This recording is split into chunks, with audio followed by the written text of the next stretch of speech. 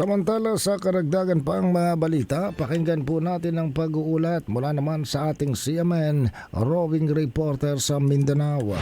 CNN Live Nationwide. Willie Boy Ramos, magandang araw sa iyo. Magandang araw din Ariel, magandang araw Pilipinas ug maayong buntag mga taga Mindanao. Formal nang inilipat ang lalawigan ng Sulu sa Region 9 o ang Zamboanga Peninsula mula sa Bangsamoro Autonomous Region in Muslims Mindanao at ang paglipat ay sa bisa ng Executive Order No. 91 na nilagdaan ng Pangulong Ferdinand Marcos Jr. alinsunod sa pagpatibay ng Korte Suprema sa ginanap na plebisito noong taong 2001 na ginanap sa Sulu. Nanalo ang No to Bomb Inclusion. Samantala tuloy pa rin ang gagawing tulong at suporta ng Bangsamoro Region Government sa Sulu sa kabila ng kautusan ng Pangulo na ang naturang lalawigan ay sa Zamboanga Peninsula o Region 9 na ito nasasakop.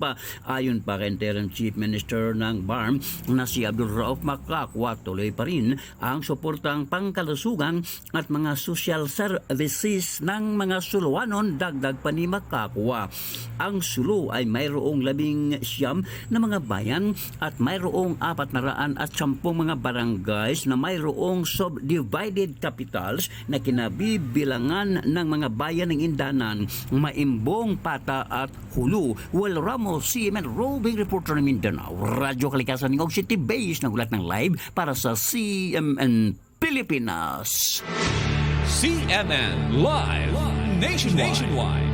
Maraming salamat. Willie Boy Ramos ang ating CMN roving reporter sa Mindanao. Samantala